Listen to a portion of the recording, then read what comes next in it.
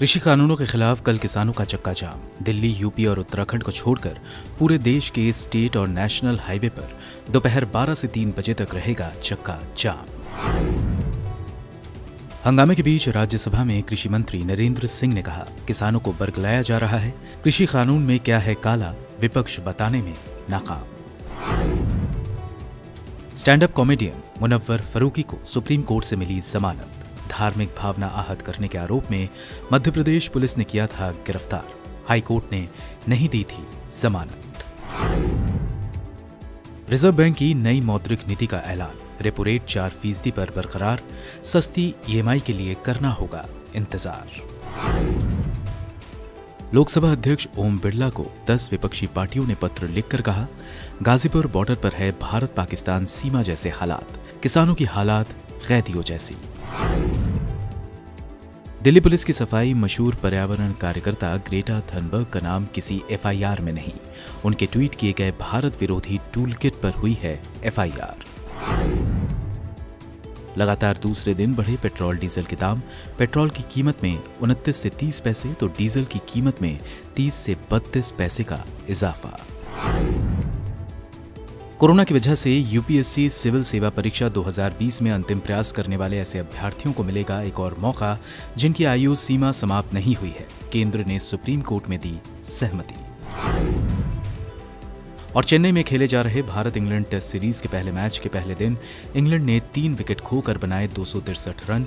कप्तान जो रूट ने जमाया शतक।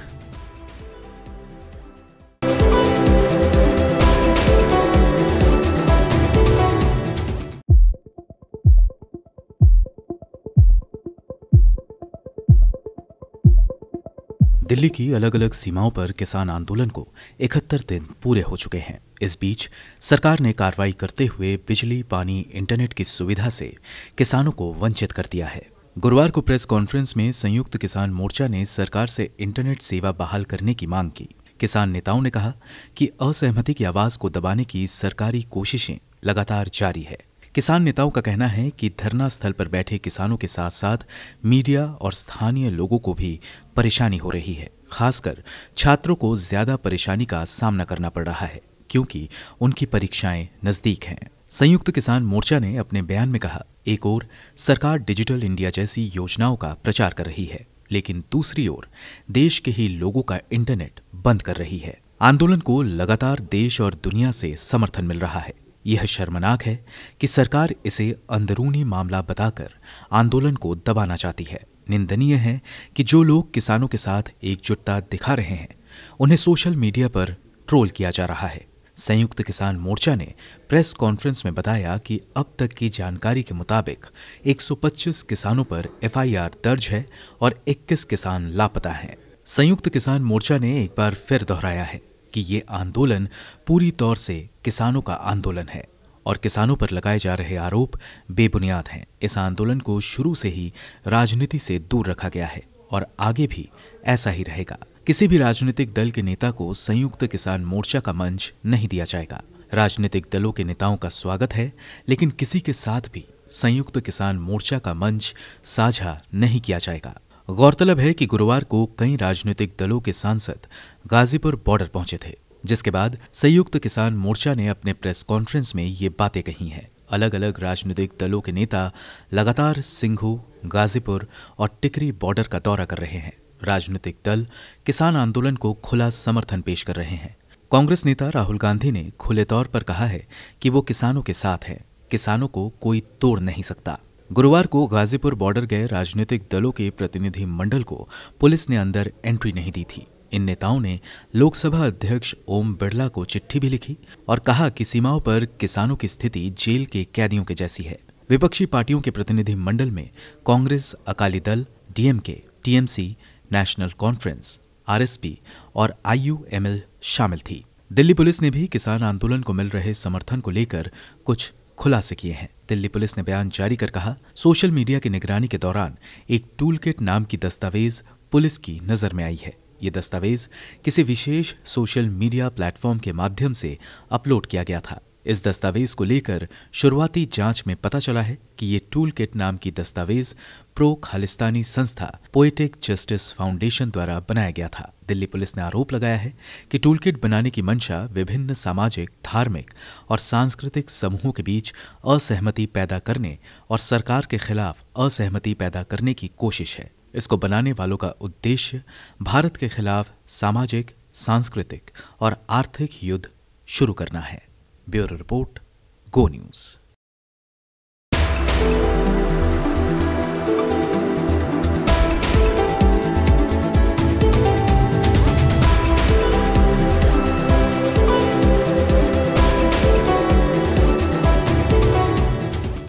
लेकिन देश में उल्टी गंगा बह रही है और मैं सभापति महोदय आपके माध्यम से किसान बंधुओं को भी कहना चाहता हूं और प्रतिपक्ष के मित्रों को भी कहना चाहता हूं, भारत सरकार नरेंद्र मोदी जी का नेतृत्व पूरी तरह किसानों के प्रति प्रतिबद्ध है, किसानों के प्रति समर्पित है।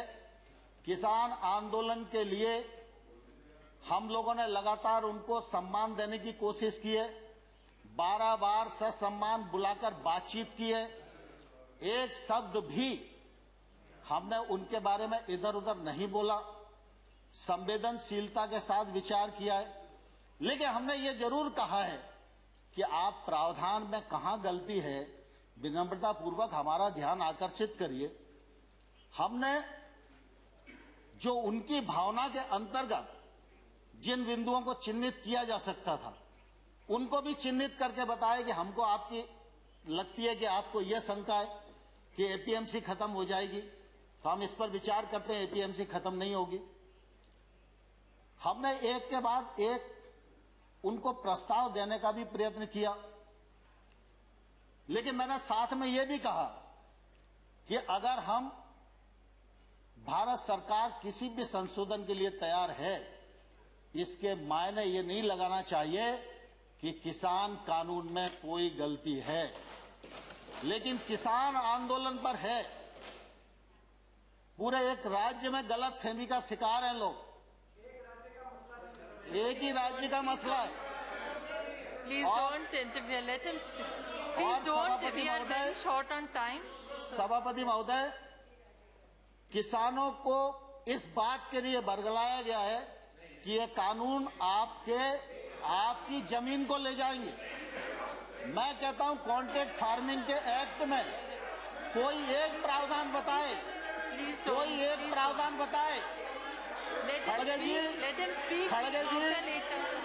खड़गे जी दुनिया जानती है, खड़गे जी दुनिया जानती है, पानी से खेती होती है, खून से खेती सिर्फ कांग्रेस ही कर सकती है, भारतीय जनता पार्टी खून से खेती नहीं कर सकती। और इसलिए मैं सभापति महोदय आपके माध्यम से कहना चाहता हूं, कॉन्ट्रैक्ट फार्मिंग एक्ट का कौन सा प्रावधान है जो प्रावधान किसी भी व्यापारी को उस किसान की जमीन छीनने की इजाजत देता है? लेकिन लोगों को भड़काया जा रहा है, जमीन चली जाएगी।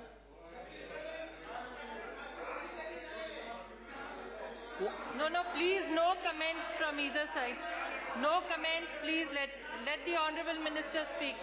जहां पर भी एक्ट में अगर कॉन्ट्रैक्ट फार्मिंग का प्रावधान किया है, कॉन्ट्रैक्ट मूल्य का प्रावधान किया है, कॉन्ट्रैक्ट मूल्य से फसल का मूल्य बढ़ेगा सीजन पर, तो उसका बोनस के रूप में हिस्सा किसान को मिलेगा, ये प्रावधान किया गया है।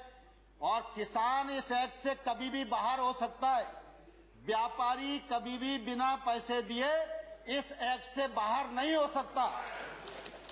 और मैं सभापति महोदय आपके माध्यम से कहना चाहता हूं, पंजाब सरकार का कॉन्ट्रैक्ट फार्मिंग एक्ट उठाइए, हरियाणा सरकार का कॉन्ट्रैक्ट फार्मिंग एक्ट उठाइए, और वो तो हुड्डा जी के समय ही पारित हुआ था।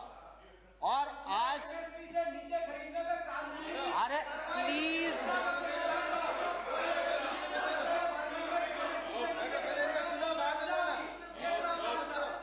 excuse me, please, he is not yielding. He is not yielding, so please. Deependra भाई,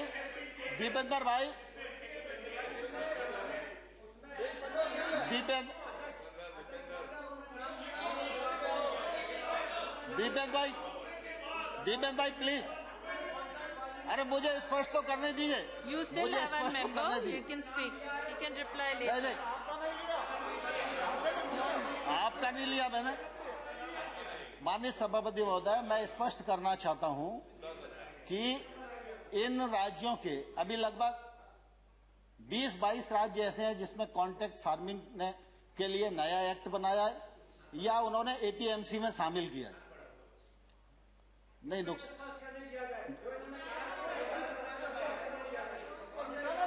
We are already very tight on time. Dipen भाई, And let him finish. You still have a member to speak. He can reply in that. Honorable Minister, please continue. Honorable Minister, please continue. Rule 6 में APMC में amendment हुआ हरियाणा में, मगर उसके साथ साथ ये प्रावधान बना कि अगर एमएसपी से नीचे कोई प्राइवेट कंपनी अगर कॉन्ट्रैक्ट फार्मिंग में खरीद सकती है तो कानूनी कार्रवाई और सजा होगी। आप सजा का प्रावधान करें। ठीक है दीपेन भाई, आपकी बात आ गई, लेकिन मैं कुल देखिए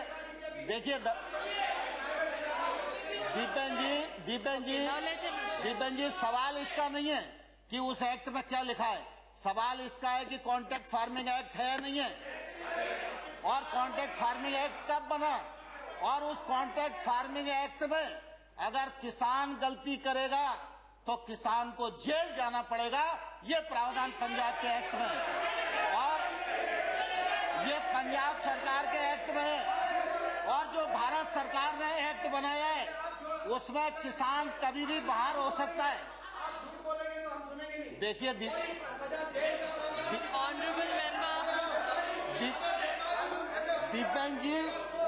दीपेन जी मैं ये एक्ट बता सकता हूं आपको, पंजाब सरकार का एक्ट बता सकता हूं। पंजाब सरकार के एक्ट में किसान को जेल जाने का प्रावधान है, और अगर वो नहीं देगा तो 5 लाख रुपए तक का जुर्माना का भी प्रावधान है। लेकिन भारत सरकार का एक्ट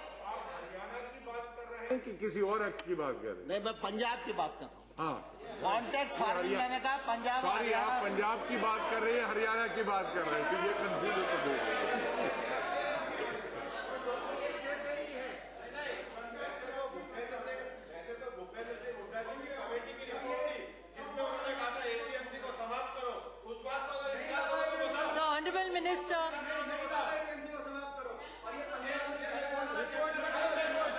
हुड्डा जी, अब एक बार दीपेन जी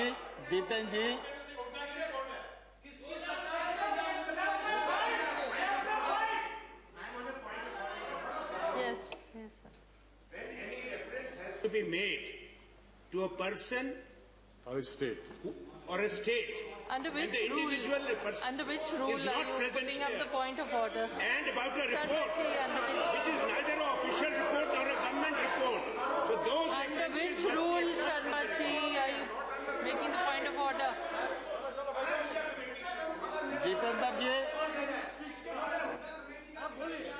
Hasn't given the rule. Deepen ji please. Honorable Minister, please say, let him speak. देखिए, ये Honorable member, और ये ट्रेड है, ये सब हुड्डा जी की रिकमेंडेशन के कारण आए। कान खोलकर सुन लो, ये हुड्डा कमेटी की रिपोर्ट के कारण आए। और अब जब दोबारा से कृषि पर बहस हो, जब कृषि पर बहस हो तब आप पढ़ के आना और बहस करना, मैं जवाब Under which दूंगा आपको। rule, sir? Bhupendra Yadav ji has a point of order. Please say under which rule. And Madam, माननीय सभापति महोदय, Bhupendra Rule Yadav ji. 238, Rule 9 shall not obstruct proceeding his or interrupt and avoid making running commentaries with speeches are being made in the council. उनको जरा restrict करिए। The honorable members, please realize we are very short on time. And let the honorable minister finish his speech. You still have one member who can speak, so they can respond to what honorable minister is saying. So honorable minister, please don't give a chance. सभापति जी, मैं आपके माध्यम से सदन को बताना चाहता हूं खरीद में ट्रांसपेरेंसी आए, ई ट्रांजैक्शन बढ़े, किसान को वाजिब दाम मिले, इलेक्ट्रॉनिक ट्रेड बढ़े। इसके लिए 1000 मंडियों को ई नाम मंडी के रूप में परिवर्तित किया और 1000 और अब कर देंगे, बजट में प्रावधान हो गया।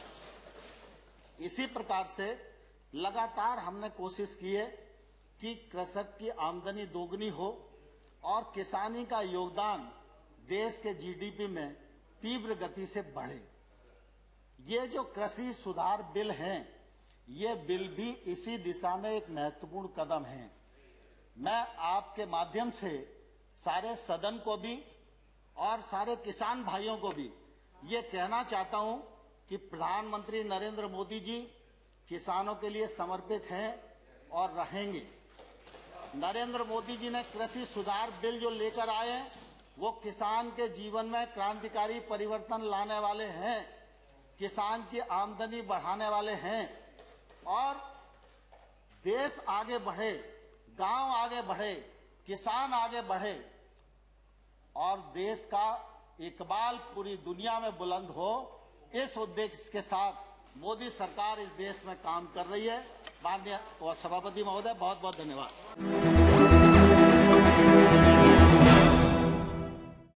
संसद के अंदर कृषि कानून को लेकर राष्ट्रपति के अभिभाषण के माध्यम से चल रही चर्चा में आज सरकार के पक्ष रखने के लिए कृषि मंत्री नरेंद्र सिंह तोमर सामने आए।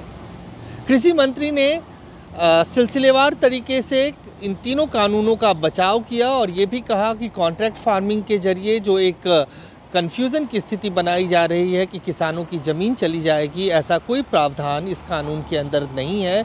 और साथ ही एक आरोप को दोबारा से दोहराते हुए नरेंद्र तोमर ने कहा कि कुछ लोग कुछ राज्यों के किसानों को जानबूझ के इन तीनों कानूनों के खिलाफ भड़काने की कोशिश कर रहे हैं। पूरे एक राज्य में गलतफहमी का शिकार हैं लोग। एक ही राज्य का मसला है। Please don't interfere. Let him speak. Please don't. We are very short on time. सभापति महोदय, किसानों को इस बात के लिए बरगलाया गया है कि ये कानून आपकी जमीन को ले जाएंगे। मैं कहता हूं कॉन्ट्रैक्ट फार्मिंग के एक्ट में कोई एक प्रावधान बताए, कोई एक प्रावधान बताए। इससे पहले राज्यसभा के अंदर चर्चा के दौरान कांग्रेस के नेता आनंद शर्मा ने कहा कि जिस तरह से किसानों को सरकार प्रताड़ित करने का काम कर रही है, ये पूरी दुनिया देख रही है। जिस तरह से दिल्ली की सीमाओं पर लगातार पिछले कई दिनों से किसान प्रदर्शन कर रहे हैं, 194 से ज़्यादा किसानों की मौत हो चुकी है, बावजूद सरकार सीधे किसानों से संवाद करने की बजाय उनके रास्ते में रोड़े अटका रही है, उनको प्रताड़ित करने का काम कर रही है। सरकार का दायित्व है सुनना जनता की आवाज को। आज विरोध प्रदर्शन को आप अपराध करार करते हैं। जनता की आवाज को दबाना शासन की शक्ति से, पुलिस की शक्ति से मैं समझ सकता हूं। ताकत का इस्तेमाल तब होता है, लाठी बंदूक का इस्तेमाल तब होता है जब सरकार को, हुकूमत को चुनौती दी जाती है, जब उनसे आग्रह किया जाता है, उनके निर्णय के खिलाफ आवाज उठाई जाती है, तब दमन नहीं होता। और जब दमन होता है तो हिंदुस्तान के लोग खड़े होते हैं। 15 नवंबर से 26 जनवरी तक आंदोलन शांतिपूर्वक था, माननीय। उसके बाद दिल्ली में 2 लाख ट्रैक्टर आया, 3 रूट दिए गए जिस पर चला। पुलिस की एफआईआर कहती है 25-30 ट्रैक्टर, जिसका बाजवा जी ने जिक्र किया, केवल 25-30 ट्रैक्टर वो पहले चले गए। जांच हो सुप्रीम कोर्ट के सिटिंग जज के उसमें। कैसे हुआ जो 1,99,970 ट्रैक्टर आए और चले गए, उसका कोई जिक्र नहीं। बदनाम कर दिया पूरे किसान को। हमने भी देखा है। बताएं कि 2 लाख ट्रैक्टर में से कितने ट्रैक्टर गए हैं, कौन लेके गया, किसने रास्ते बताए। ये गलत हुआ है। पूरे किसानों ने निंदा की है, हमने निंदा करी है। नेता प्रतिपक्ष जब बोले, हम सब लोग मिलकर एक आवाज में निंदा करते हैं जो लाल किले पे हुआ। वह तिरंगा हमारा है, पूरे देश का है, किसी को अधिकार नहीं है। आप तिरंगे पर आंच आएगी, पूरा देश एक होके खड़ा होगा। ये राष्ट्रवाद को ये मत बनाएं कि जो आपकी सुर में सुर मिलाता है वो देशभक्त है और हम सब लोग देशद्रोही हो जाते हैं क्योंकि हम आपको चुनौती देते हैं, आपकी नीतियों का विरोध करते हैं। ये मैं आपको समझाना चाहता हूं। बीएसपी की तरफ से बीएसपी के नेता सतीश मिश्रा ने ये कहा कि जिस तरह से सरकार ने दिल्ली की सीमा पर कीलें लगाई हैं, जिस तरह से बैरिकेडिंग की गई है, ऐसा लगता है कि सरकार अपने ही देश के किसानों के खिलाफ काम कर रही है। सतीश चंद्र मिश्रा ने ये भी कहा कि काफ़ी संख्या में इस आंदोलन में महिलाएं भी हैं। बिजली, पानी, शौचालय जैसी मूलभूत सुविधाओं को काट देना एक अमानवीय काम है और सरकार को ये देखना चाहिए कि वो ऐसे कैसे अपने ही देश के किसानों के साथ बर्ताव कर सकती है। किसानों के बारे में सबसे पहले मैं कहना चाहूँगा कि आप किसानों को रोकने के लिए, आज उनके आंदोलन को रोकने के लिए, उनके प्रोटेस्ट को रोकने के लिए आप इस समय आपने खाई खोद दी है।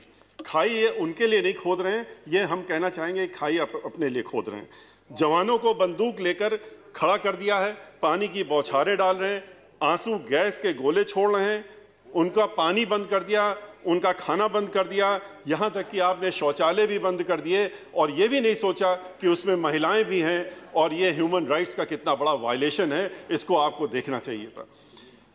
सड़क में कांटे की कील गाड़ दिए।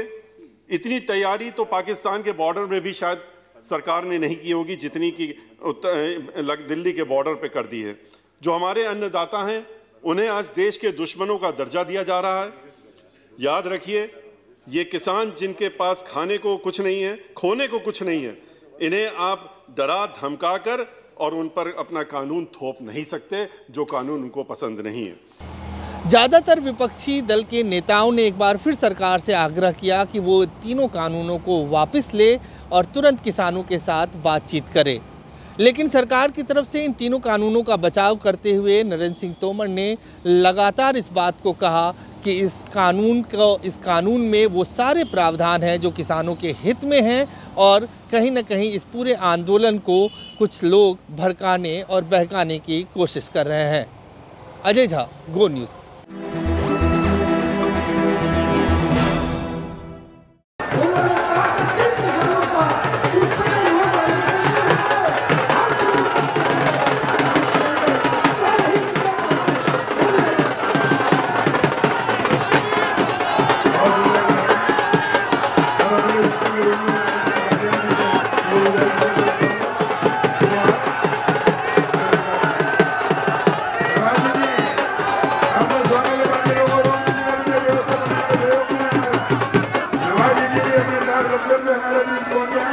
आपका स्वागत है।